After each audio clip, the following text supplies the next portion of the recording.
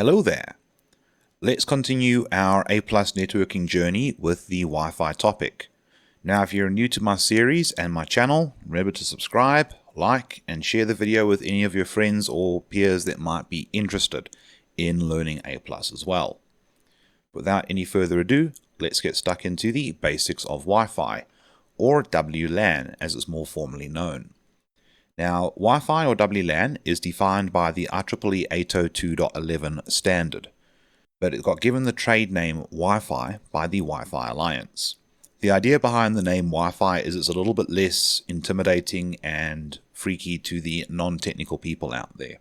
And this did matter around the time that Wi-Fi or wireless LAN was starting to become a consumer and user-facing technology. Now what happens is the wireless LAN or Wi-Fi standards use the unlicensed radio frequency bands, also referred to as the ISM bands. ISM being short for industrial, scientific, and medical. What really matters here though is the frequency bands are not licensed. So you don't have to pay some sort of radio regulator a licensing fee to use these frequencies. They are free to use for private communications, which is why it's okay to use them in your LAN. No payments apart from having just to buy your wireless access points. But what really matters here and is worth remembering are the frequencies that are used. 2.4 GHz, 5 GHz, and the recently added 6 GHz band. Now, most of our client devices today support Wi-Fi. Laptops were some of the earliest kinds of client devices that do support Wi-Fi. Phones started to join the equation, especially when smartphones started becoming a thing. Tablets as well, and a lot of modern desktops have Wi-Fi support. Usually your all-in-one desktops have Wi-Fi. A lot of your standard build-your-own desktop cases, the motherboards usually do come with Wi-Fi, but if they don't, you're either a network card away or a USB adapter away from having Wi-Fi support. Now what you want to try and do is remember the Wi-Fi standards. Now there's quite a few to remember here. So if you need to take a screenshot of this table or whatever, feel free to. But we're going to work through the 802.11 standards with the speed and frequency amendments. So the very first standard was 802.11. No letter, no amendment. This was the original. And it worked at 2.4 GHz and gave us a max theoretical data rate of 2 megabits per second. Yes, you heard me right, 2 megabits per second. This was in the mid-1990s, so the speed was kind of okay, but still not very impressive because the average LAN cable at the time was about 10 megabits per second. So it was at best 5 times slower. The IEEE released the 802.11a and the 802.11b amendments very quickly. With 802.11a, it works at the 5 GHz frequency and can push up to 54 megabits per second. And the B amendment stuck with 2.4 GHz and could do 11 megabits per second. Now, these two standards came out literally within months of each other and were kind of the IEEE apologizing for how terrible the original 802.11 standard performed. But the reason why a lot of people don't remember A or never really used A is at the time, getting wireless access points and network cards to work at the 5 GHz frequency was very expensive. And a lot of organizations and even home users has invested a lot of money in the original standard and were a little bit let down by the performance. The B amendment at least allowed for interoperability between clients and access points when they were at different standards. The frequency is going to be a major dictating factor when it comes to interoperability between standards. Obviously though, whichever is the slower of the two, bottlenecks the rest. So if your client is the older device, that client has a slower connection with the access point. If the access point is the slower of the two standards, then usually the access point will slow every client down. But hey, at least it works. Now there were some amendments that came along after B, but none of them were about speed until we got to 802.11g.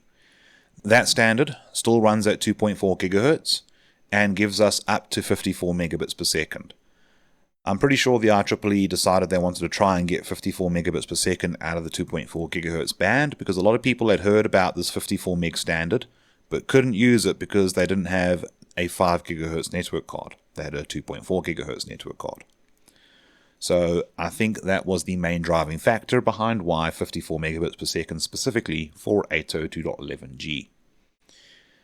Then a couple years and a couple standards went past, and then the next speed one was 802.11n, which brought back the 5 GHz frequency because nowadays we need a higher frequency to achieve higher data transfer speeds or maximum theoretical data rates.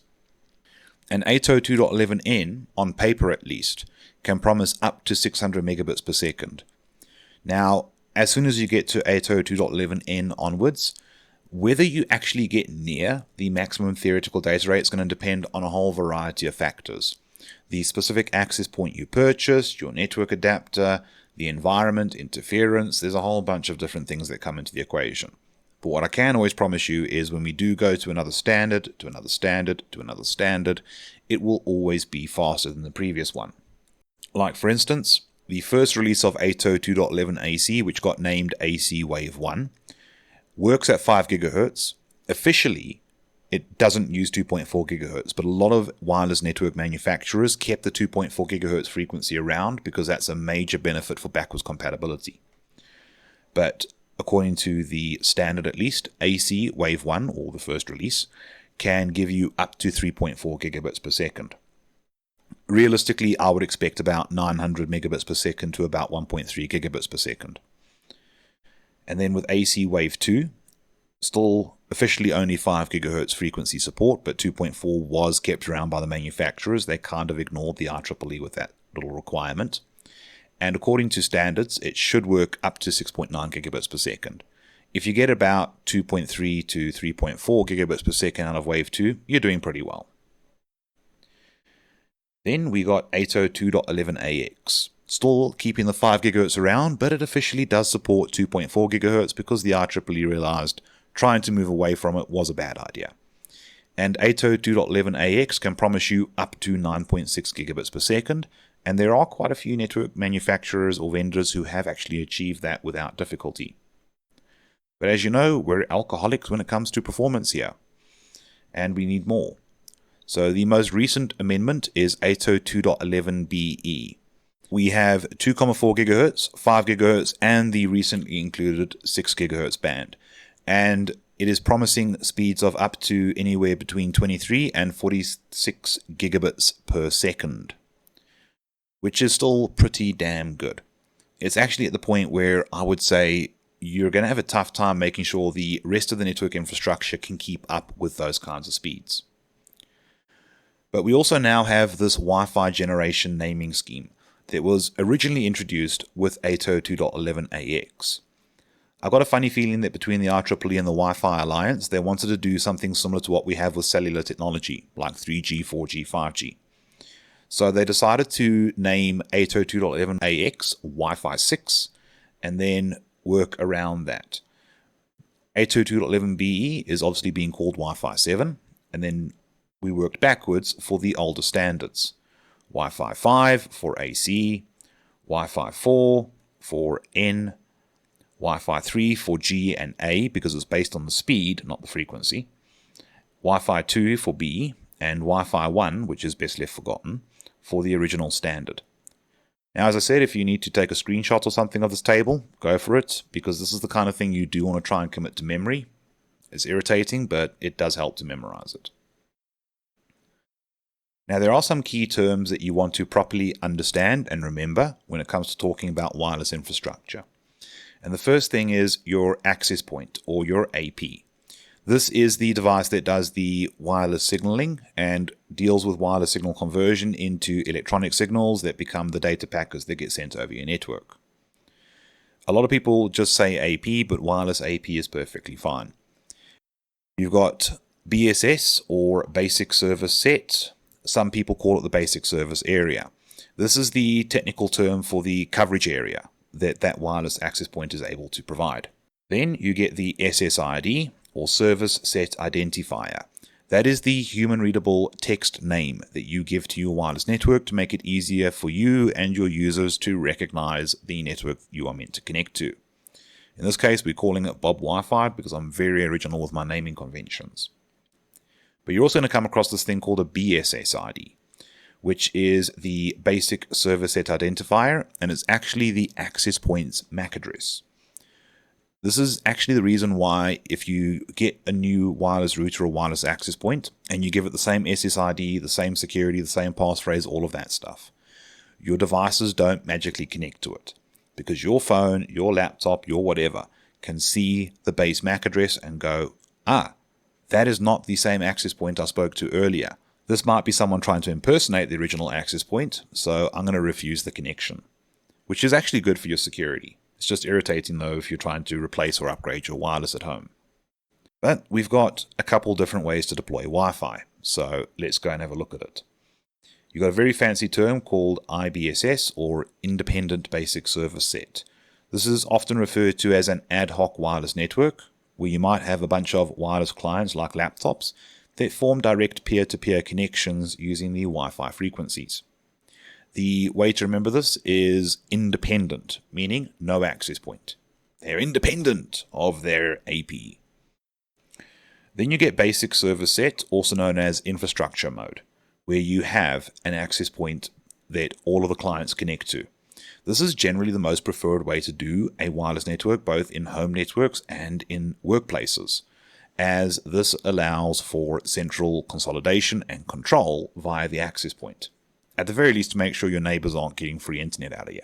We also have things like wireless mesh networking, where you can actually have multiple APs in close proximity to one another. And what they will do is they'll form wireless connections with each other, creating a mesh of wireless signal. And what this does for us is it saturates the area with wireless coverage and will usually offer better stability and performance than something like a wireless distribution system or a wireless repeater. So this is generally better, but I would still suggest that having wired connectivity to all of your access points would still give you superior performance, as you might be sitting near this access point over here and you are reliant on wireless signals being relayed to these access points and then to that one before it gets off to the rest of the wired infrastructure. Now, wireless meshing does help get really good performance when you're basically doing wireless relay, but you'd still be better off running dedicated network cables to individual access points, because then the only wireless part of the equation is between the client and the AP. After that, you're now relying on wired speed and stability, which is normally very good. Now, to pull off wireless mesh networking, your access points must support at least 802.11s, which is the mesh standard. It's not too bad to remember. Mesh has an S in it. S for meshing. Yeah, I can remember that. And preferably you want the access points to be the same make and model. Then the wireless mesh networking feature usually works really, really well. And it's quite popular for small office or home office networks to maximize wireless coverage without having to go through the effort of running network cables to every access point. That being said, I happily run network cables in my home network. Speaking of home network, your SOHO network is considered what we call an autonomous access point. The term autonomous access point just means that the access point works independently of others. So if I have 2 or more wireless access points in my home network, I've got to configure them independently and separately. On a home network, this is not too bad. You're going to have at most half a dozen access points. And usually you begin with your wireless router, which is a combination appliance. This device includes a router, a modem, a wireless AP, obviously otherwise I wouldn't talk about it in this module, a switch, a DHCP server, and a bunch of other capabilities. If you add additional wireless access points on a home network, you usually plug them in somehow or do wireless relay, and then you have to configure them, usually independently. And they'll be cabled up to the router's switch ports at some point. Then, when you're looking at enterprise wireless access points, the type that you'd use in a large workplace, these can either be deployed autonomously, where you configure each one independently, or as a lightweight access point. Now, usually, when you do a lightweight access point, they receive their configuration and coordination from another network appliance, which I'm going to explain to you soon. But these access points are wireless APs only. Unlike your home router, it's not incorporating a bunch of other devices' functionality in. It's usually purely a wireless access point, as the name implies. And it normally depends on the kind of network infrastructure you're looking at deploying, but you usually will implement multiples of them. Now, to properly understand the term autonomous access point, these APs work independently of one another, as I've already said. They are configured independently of one another, and that's pretty much how you do a small office, home office wireless network. It's usually advisable to keep the numbers down to a minimum. I personally recommend stop at about 6.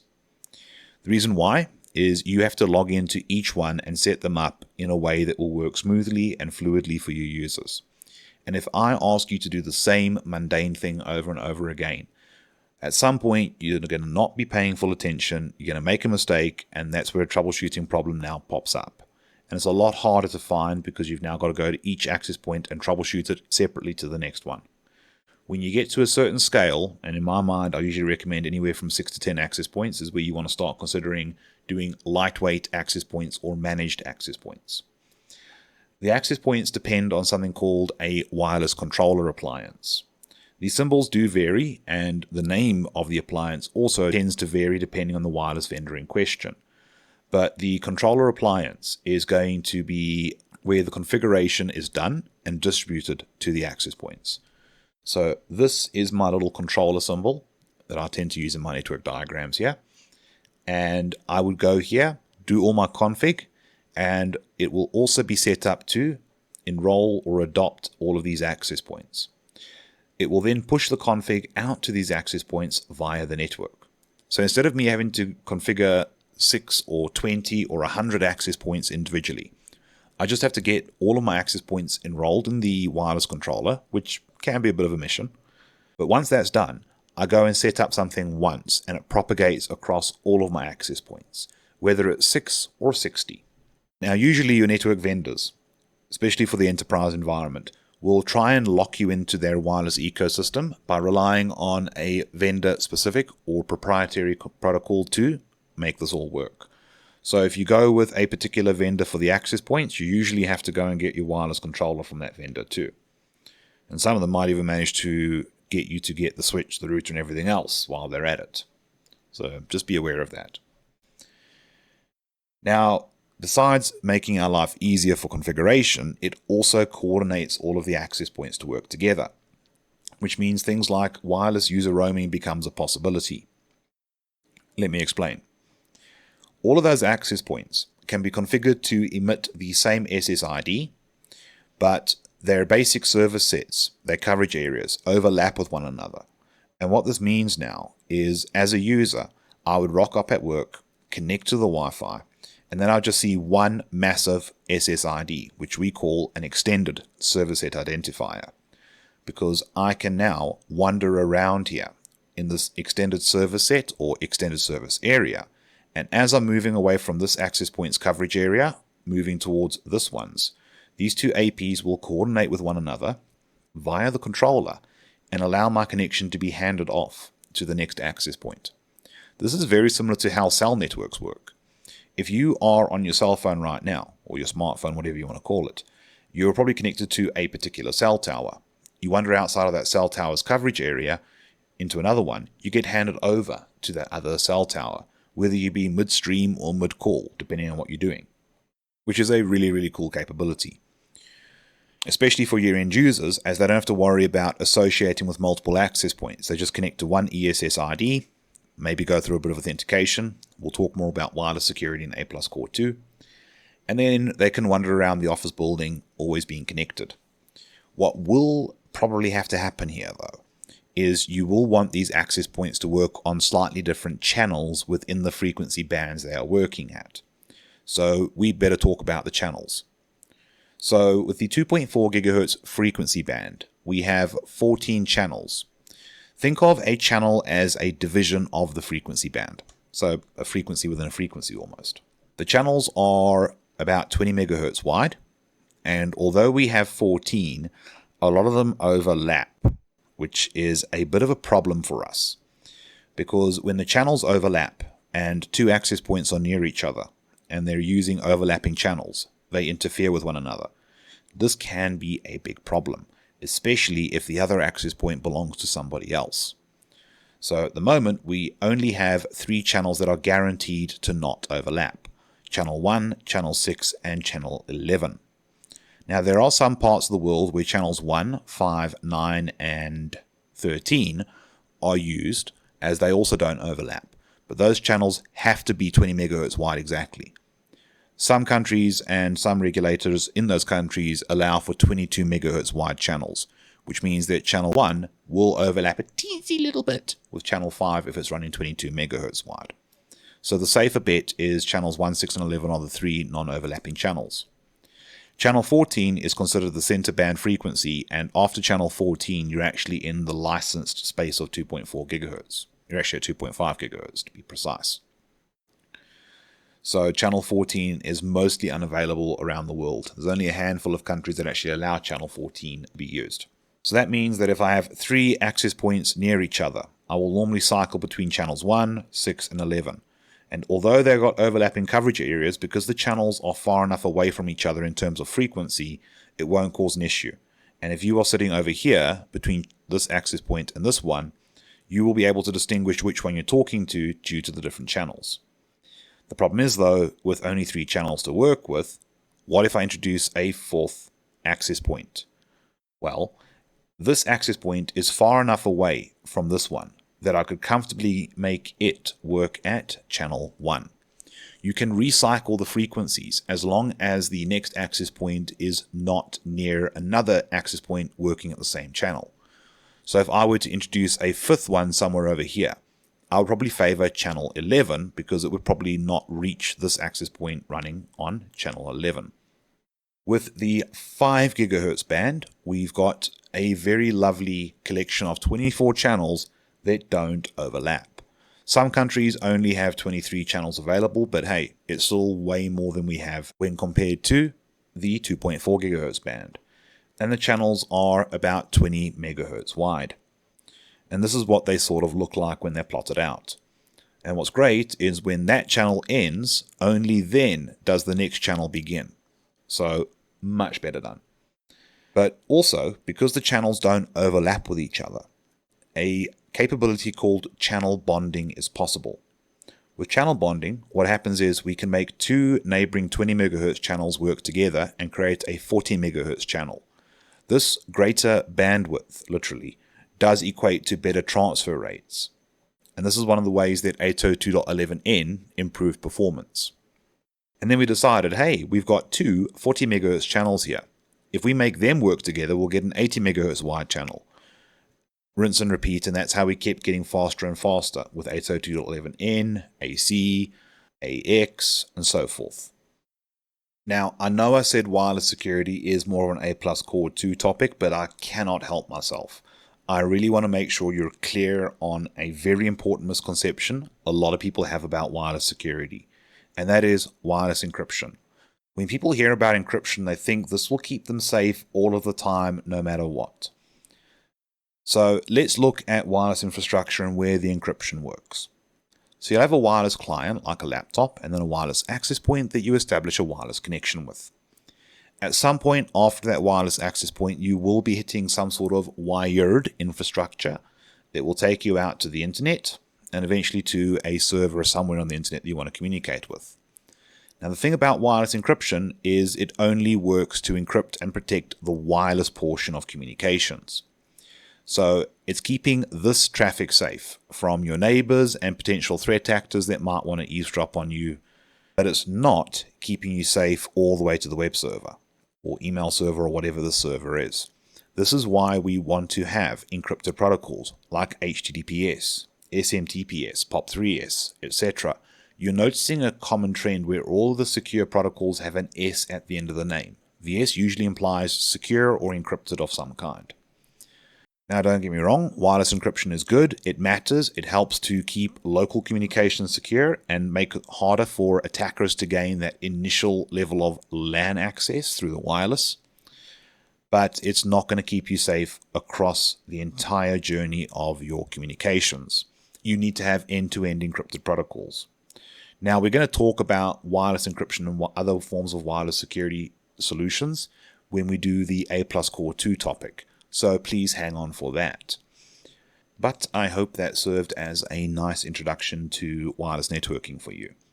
Now remember, with A+ networking, this is just introducing you to the fundamentals of networking, at least for client-side support. Courses like CompTIA's Network Plus go a lot further, and then more advanced network courses like Cisco's CCNA go even more in depth with networking. So there is plenty more for you to learn about when it comes to networking, but to get it all done in one little section in a course like A+ is just simply too much. But hopefully, like I said, this serves as some good foundation. Regardless, I'd like to say thank you very much for watching. I really do appreciate it. And if you have any friends, family members, peers, colleagues, etc. who would also enjoy learning about CompTIA A+, don't be afraid to share this video with them. Otherwise though, I'll catch you in the next video.